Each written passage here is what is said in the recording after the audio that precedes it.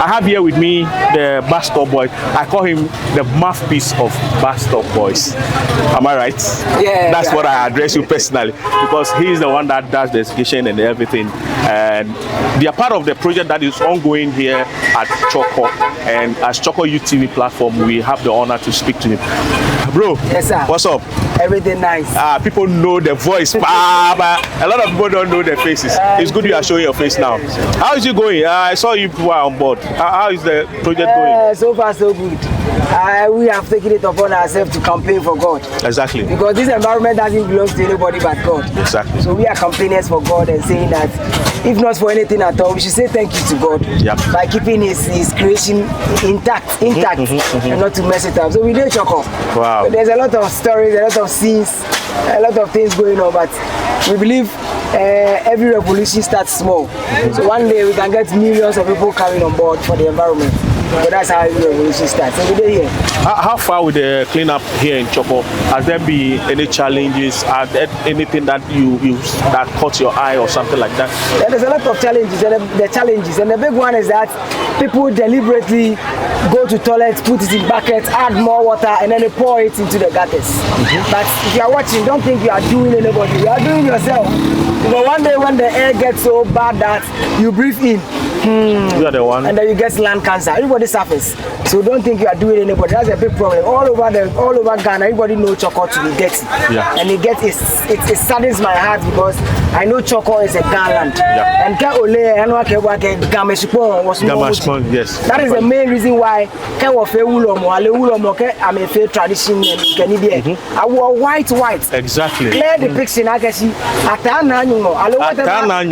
whatever energy we call in the process of the rituals, it's not a dirty spirit. Exactly. So now that we have death all over the typical places where we the guys will stay, it clearly means that our God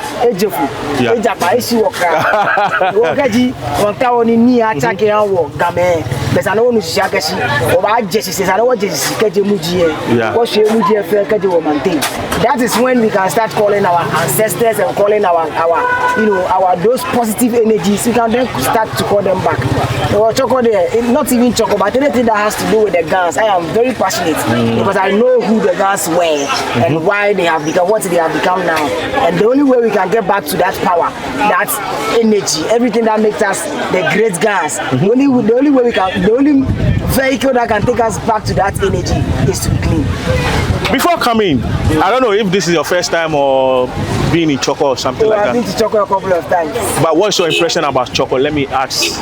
Lovely people, but the problem I have with my people is that it looks like nobody cares. And it saddens me to see that growing up somewhere in the 90s, you see your mothers when you are dirty, they'll beat the hell out of you. Exactly. But today I walk in the corners of Chorkor and I see our very own mothers. They are so comfortable selling around dirty places. You look at right opposite where we are selling. There's a food joint. Exactly. And the gutter is smelling so much. The seller doesn't care, and those who are buying also doesn't care. Now, if you get malaria, get typhoid, get cholera, you think what is the cost? It is the death. If you don't have money to take care of yourself whilst you are sick, then do away with the death. It is the only thing that is bringing the diseases. So that's one thing that personally hurts me with Chorkor. Because this is, we cannot even talk about Ghana without Accra. Exactly. The war, Accra, then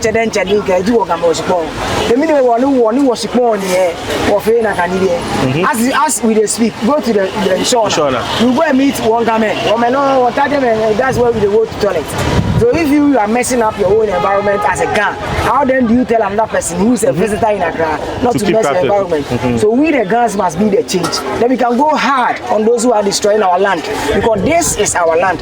One day when something happens and they say everybody should go back to their country, everybody who is an Ashanti will go, the Airways will go, everybody, the Airways, the Ashanti, Hausas. But we the Gans will go there here. Exactly. So when that time comes and this place is a refuse dump, baller place and a no-go area, and that's what we stand to.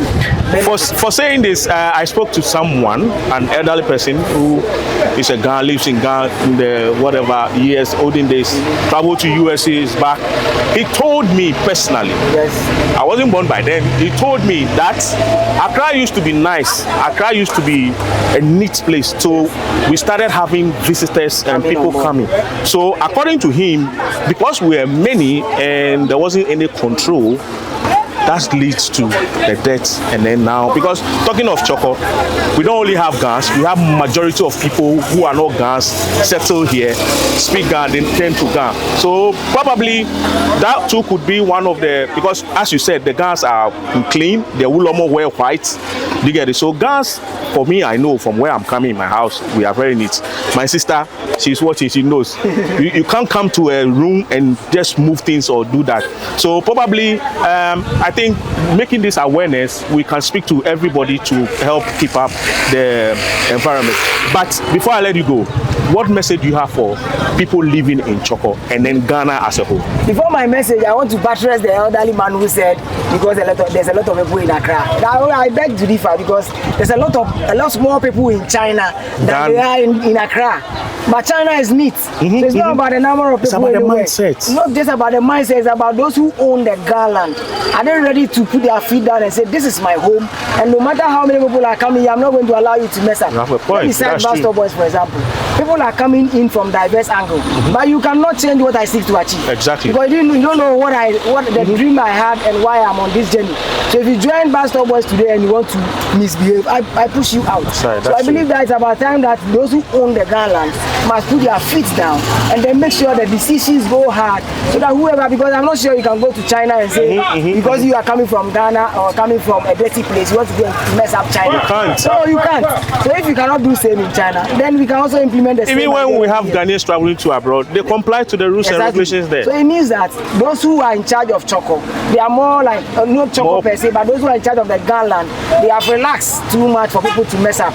When they rise up and they begin to fight for their land, I'm sure nobody can do that, because it's how, if you go to Asin Kusia, there's a king, there's a chief there who has made sure that the you don't find a litter on his floor. The most neatest environment in Ghana. So I believe the big man can also look at these two examples and realize that it goes beyond saying that there's a lot of people and that's why there is mess. We can still have it done even though there's a lot of people. And now my final message, wherever you are watching from, Ghana is 68 years old. In 2 years, Ghana will be 70 years old. And you can't imagine a 70 years or a 68 years old man who is irresponsible, who cannot even keep his personal hygiene intact.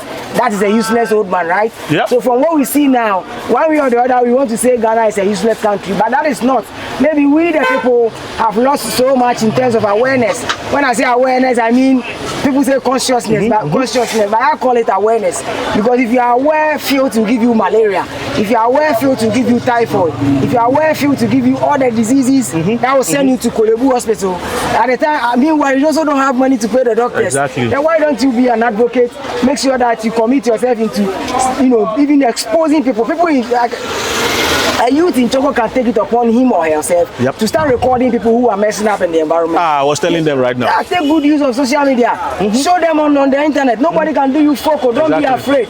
Never be afraid. Whether you are afraid or not, you still die anyway. Exactly. So don't be afraid. Make sure that as long as it's a positive cause and you are ready to champion the cause for environmental sustainability, I tell you, the environment, God, energy, everything will be behind you.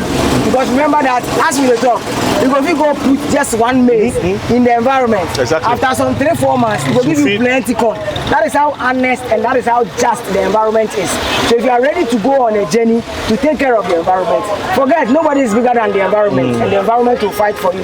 So that is the biggest message I have for you watching. Because when you get to Kolebu because of typhoid, it simply means you've eaten toilet. Yes. And the people are here throwing their toilets in the gutter, and you are quiet.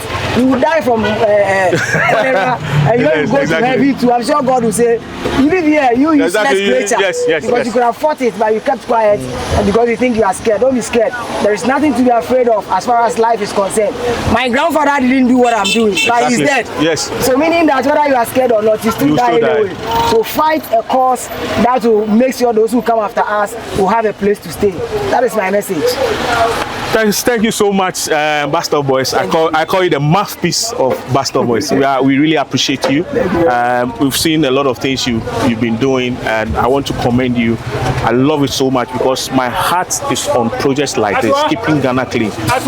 Previously, way back 2016, 2014, I used to record people to ask them to pick their pure water rubber from the ground. If you don't pick it, I'll post it on social media.